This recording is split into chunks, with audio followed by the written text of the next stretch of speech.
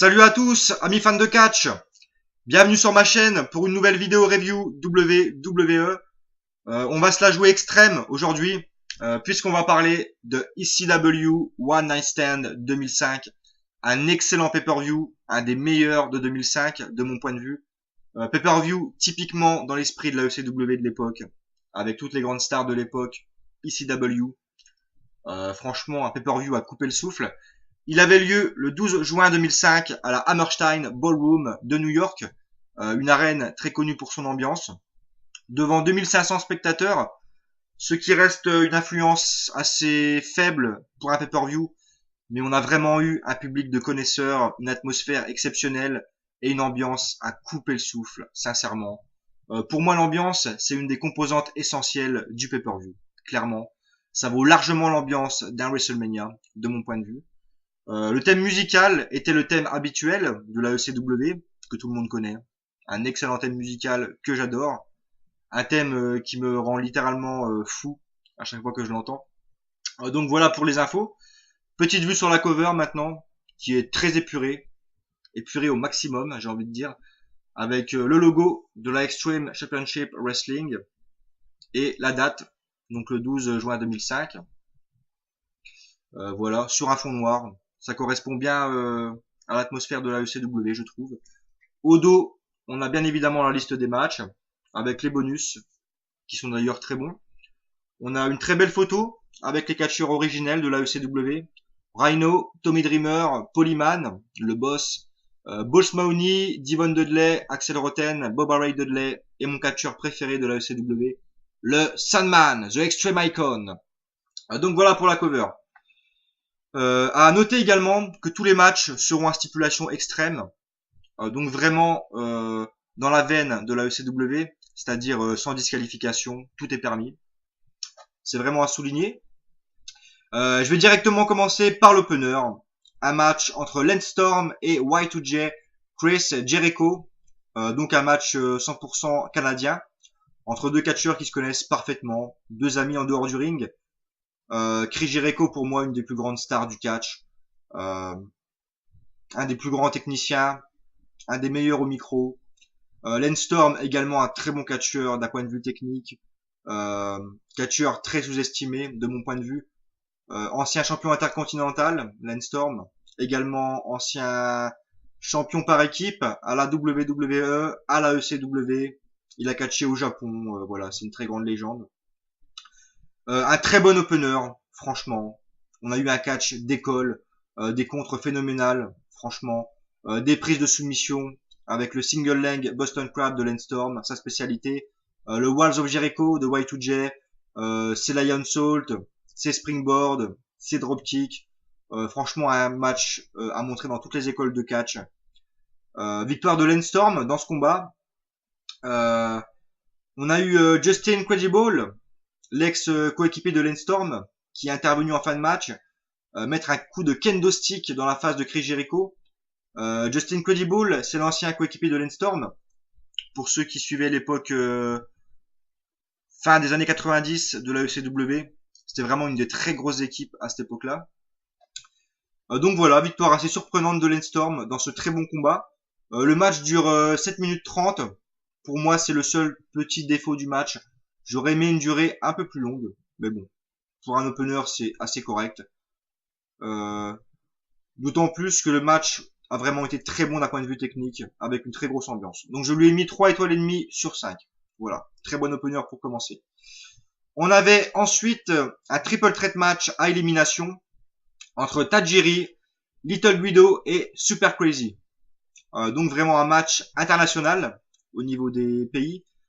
Tajiri, catcheur japonais, Little Guido, catcheur italien, et Super Crazy, un catcheur mexicain. Donc j'ai beaucoup aimé cet aspect-là du combat. Déjà, c'est un bon point. Là, que dire? Encore un très gros combat. Un rythme de fou. 3 catcheurs au top de leur forme. De la voltige. Une très grosse performance de Super Crazy, qui nous sort des moonsaults à l'appel. Notamment un moonsault du haut du balcon, de plus de 8 mètres de haut, sur Little Guido, qui était accompagné de la FBI, des Full Bloody Italians. Donc célèbre gang italien de la grande époque de la ECW, pour ceux qui connaissent. Tajiri, qui nous sort également toutes ses grosses prises techniques, ses prises dans les cordes. Tajiri qui nous sort également son Grim Mist, j'avais oublié le fameux Grim Mist, son espèce de crash à verre dans la phase de Little Guido, qui se fait éliminer le premier. Il nous reste ensuite Super Crazy et Tajiri, et c'est finalement le Mexicain qui remporte le match avec ses moonsault. Donc très belle victoire de Super Crazy, c'est franchement lui qui méritait de gagner le match. J'aurais préféré une victoire de Tajiri, étant un gros fan du japonais, mais bon, on a eu un match énormissime. Le match dure 6 minutes 30. Là encore, c'est le gros défaut du combat, très court. Mais bon, d'un point de vue technique, au niveau de la construction, au niveau du rythme, c'est vraiment du très très gros catch. Donc voilà. Je lui ai mis 3 étoiles, 3 quarts sur 5. Pour un match de 6 minutes 30, c'est une très très bonne note. On avait ensuite, dans le troisième match de la soirée, un match 100% mexicain, un Extreme Luchador match entre Rey Mysterio et Psychosis, deux des plus grandes légendes du catch mexicain. Rey Mysterio, pour moi, c'est clairement la plus grande légende du catch mexicain, le plus grand luchador, clairement, de mon point de vue. Psychosis, également un très grand lutteur mexicain, qui a catché partout, au Mexique, au Japon, à la WWE, à la WCW, il a catché partout. On a eu un très bon match. Là encore, très court, le match dure 6 minutes 30. C'est encore un des défauts majeurs du combat. Une durée un peu courte, mais dans le ring, c'est du très très bon. Des prises aériennes, une très grosse descente de la cuisse de Psychosis sur Rey Mysterio, qui était incliné sur les barrières à l'extérieur. Geste très violent que j'ai bien aimé. Rey Mysterio qui nous sort des magnifiques contres, des prises aériennes exceptionnelles. Un West Coast Pop à l'extérieur, dans le public, sur Psychosis, et j'ai adoré. Une fin de match vraiment très bonne, avec Rey Mysterio qui remporte ce match grâce à son fameux 619. Donc belle victoire de Rey Mysterio sur Psychosis. Je lui ai mis 3 étoiles et demie sur 5. Donc voilà, juste par rapport à la durée un peu courte, mais on aurait clairement pu avoir là encore un 5-star match. Donc voilà, 3 étoiles et demie sur 5. On arrive maintenant au quatrième match de la soirée. Un match entre Sabu et Rhino. Donc deux catcheurs que j'aime beaucoup, là encore. Rhino, un catcheur qui aurait mérité, de mon point de vue, une bien meilleure carrière à la WWE. C'est un excellent catcheur, très puissant, très rapide. Et Sabu, voilà quoi, peut-être une des plus grandes légendes de la ECW avec le Sandman. Sabu, c'est un des catcheurs les plus extrêmes à être monté sur un ring de catch, sincèrement. Y a qu'à voir les cicatrices qu'il a sur son corps, c'est impressionnant, franchement. On a eu là encore un match très court de 6 minutes 30. Donc le troisième a duré 6 minutes 30. Pour moi, c'est là encore le seul défaut du match. Un peu trop court à mon goût, mais in-ring, c'est du très bon. Vraiment un match violent. On a eu des coups de chaise, des tables éclatées. On a eu aussi RVD, qui avant le match avait effectué une très grosse promo. Rhino était intervenu en lui exécutant un gore phénoménal. RVD qui était blessé à l'époque. Donc RVD qui a participé au match avec son Von Dominator sur Rhino. Pour ceux qui savent, RVD c'est le meilleur ami de Sabu. Donc c'est assez logique qu'il aide Sabu dans ce combat. Donc voilà, match très hardcore. Sabu qui nous sort toutes ses grosses prises. Son Arabian Facebuster avec la chaise, une de mes prises préférées. Sabu qui gagne le match. Oh le finish, j'ai adoré le finish de ce combat. Avec un Skull Crushing Facebuster. Donc Rhino était sur une table. Sabu monte sur la troisième corde. Et avec une chaise. Et là, la fin, j'ai adoré. La table qui explose en 1000 morceaux, c'était vraiment violent. À part la durée courte, là encore un match très hardcore, très rythmé. Je lui ai mis 3 étoiles et demie sur 5, une très bonne note pour un match de 6 minutes 30, là encore. Et une très belle victoire de Sabu, aidé par Rob Van Dam. Donc voilà. On arrive maintenant au cinquième match de la soirée. J'ai oublié de vous dire que Raw et SmackDown étaient intervenus dans le pay-per-view. On voit d'abord les catcheurs de SmackDown débarquer dans le public et ensuite les catcheurs de Raw. On avait JBL, on avait Eric Bischoff, on avait Edge, on avait Matt Morgan, Carlito, Kurt Angle. Et le public de New York qui les a sifflés, c'était monumental. Une petite parenthèse que voilà, je voulais faire. Cinquième match de la soirée, un des matchs les plus attendus de la carte. Eddie Guerrero face au Rabbit Wolverine Chris Benoit. Que dire? Sans doute les deux catcheurs les plus intenses de l'histoire du catch. Chris Benoit, un de mes catcheurs préférés, malgré ce qu'il a pu faire par la suite. Bon, je pense que je vais pas vous raconter l'histoire. Eddie Guerrero, également une très grosse pensée pour lui, qui nous a quitté fin 2005. Donc beaucoup d'émotions en voyant ce match. Deux anciens catcheurs de grosses têtes d'affiche, j'ai envie de dire, de la WWE, malgré leur destin un peu tragique. On aurait pu avoir clairement un match 5 étoiles. J'ai été un petit peu déçu par ce combat. On a tout de même eu un très gros match. Voilà, je tiens à le dire. On a eu un très gros combat. Mais on a eu quelques temps morts dans le match. On a eu quelques temps morts assez regrettables. Un public qui était plus concerné par les membres de Raw et de SmackDown dans les gradins. Ce que j'ai trouvé assez dommage quand on a Eddie Guerrero et Benoit dans le ring. Mais bon, à part ça, match très intense, très technique, beaucoup de contres, beaucoup de violence, beaucoup d'atémie, des superplexes, très violent au niveau des coups, franchement très physique, très grosse bataille. C'est Chris Benoit qui remporte le match avec son creeper crossface dans un match de 10 minutes 30, une durée assez correcte pour un match de milieu de carte. Mais on aurait pu avoir largement mieux, malgré que le match était quand même de très très bonne tenue. À cause du public, j'ai trouvé le public pas assez dans le match, de mon point de vue, et quelques temps morts assez regrettables. Mais à part ça, très bon match de catch. Et victoire de Chris Benoit impressionnante, avec son creeper crossface sur Eddie Guerrero. Je lui ai également mis 3 étoiles et demie sur 5. Donc voilà, un bon match. Même si on aurait pu avoir mieux, je le répète. On arrive maintenant à l'avant-dernier match de la soirée. Et là, pour moi, le show stealer. Pour moi, le meilleur match de la carte, clairement. Un match entre Tanaka, très grande légende du catch hardcore au Japon, très grand catcheur japonais, face à Mike Awesome, ancien champion de la ECW, d'ailleurs comme Tanaka. De grosses légendes du catch hardcore. Pour moi, c'est clairement le show stealer. Pourquoi? Déjà, le match dure 10 minutes 30, ce qui est une bonne durée. Une des plus grosses durées du pay-per-view. Mais au niveau du hardcore, de l'intensité, c'était vraiment exceptionnel. C'était vraiment à couper le souffle, ce match. Des powerbombs dans les tables, des coups de chaise, des prises, mais d'une violence, j'ai rarement vu ça. Un public en folie. Même les membres de Raw et de SmackDown étaient impressionnés dans les gradins, on a pu le voir. Pour moi, c'est le match à voir, à pas rater.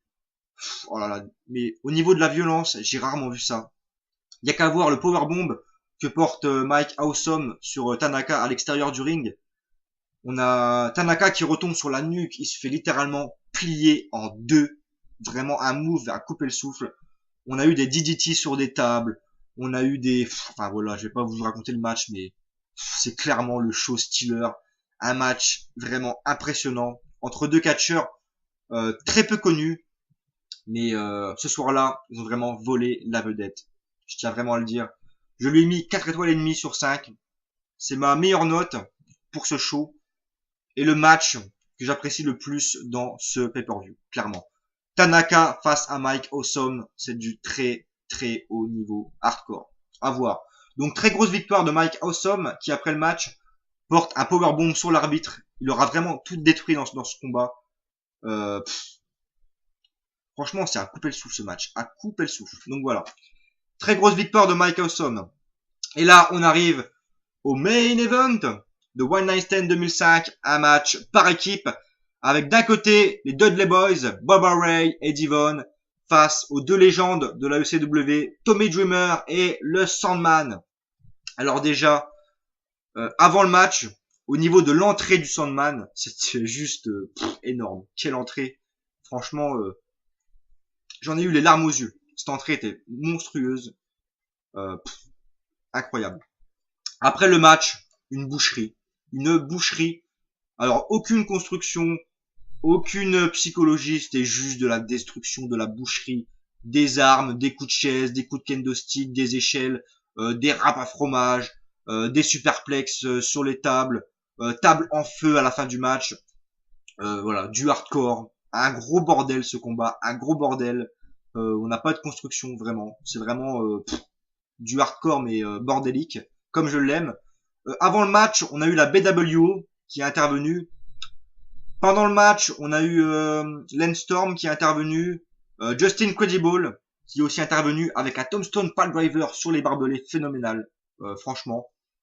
Donc la râpe à fromage, on avait Bubba Ray en sang, Tommy Dreamer également en sang, des coups de râpe à fromage, mais gore, c'était gore, franchement.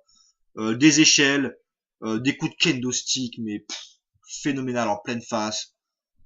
On a eu Beulah aussi, Beulah, très célèbre diva, très célèbre catcheuse de la ECW, qui est intervenue. C'est la copine de Tommy Dreamer, pour ceux qui ne savent pas. Elle a intervenu avec des coups dans les parties intimes de Bubba Ray Dudley et de Devon. J'ai beaucoup aimé. On a aussi Francine qui est intervenue, également une catcheuse époque ECW. Public littéralement en feu, ambiance mais monumentale tout le long du combat. Voilà. Ce match, ce que je lui reproche, c'est justement ce gros bordel, ce manque de construction. Mais à part ça, voilà, c'est du hardcore au sommet. Le match dure 11 minutes, c'est le match le plus long de la soirée. Je lui ai mis 4 étoiles sur 5. Et donc victoire de Bubba Ray et Devon Dudley. Voilà, j'aurais mis un peu plus de construction, il y a un peu plus de technique, mais bon, au niveau hardcore, c'était exceptionnel. Au niveau de la violence du sang, voilà, c'est vraiment un match à voir. Au niveau de l'ambiance également. Donc voilà, 4 étoiles sur 5. Après le show, on avait Steve Austin, et la très grosse surprise, Stone Cold Steve Austin qui débarque pour nous faire une très grosse promo. Et donc Stone Cold qui invite les catcheurs de la WWE, donc de Raw et SmackDown, à venir se joindre à la fête. Et là on a une bataille, on a, je veux dire, un face-à-face légendaire, avec d'un côté les catcheurs de la ECW et de l'autre les catcheurs de Raw et de SmackDown, qui se livrent une très grosse bataille. C'était phénoménal. J'ai bien adoré cette fin de pay-per-view. C'était un gros bordel. Et on peut dire une victoire de la ECW, puisque tous les catcheurs se font éjecter du ring. C'était bien fun. Et à la toute fin du show, on a Eric Bischoff qui se prend un Stone Cold Stunner de Stone Cold. Juste énorme. Juste très gros fan de pay-per-view. Que je vous conseille. Voilà. Je lui ai mis 4 étoiles, 1 quart sur 5 à ce pay-per-view. Parce que c'est vraiment un très gros show. Pour moi, un des meilleurs shows de 2005. Voilà. Beaucoup de gros matchs. Le main event. Le Mike Awesome Tanaka, qui était à couper le souffle. Le triple threat match. Le match d'ouverture. Le Rey Mysterio Psychosis. On n'a aucun mauvais match. On n'a que des très bons matchs. Seul regret, des matchs un petit peu courts au niveau de la durée. Mais à part ça, voilà. Au niveau de l'ambiance, au niveau des spots phénoménal, on a eu beaucoup de promos aussi pendant le show qui était à couper le souffle. Voilà. Enfin, je vous le conseille. Donc, 4 étoiles, 1 quart sur 5 pour ECW One Night Stand, que je vous conseille absolument. ECW Style, mes amis. Eh oui. Merci de nous avoir suivis pour cette chronique. Et je vous dis à la prochaine. Ciao.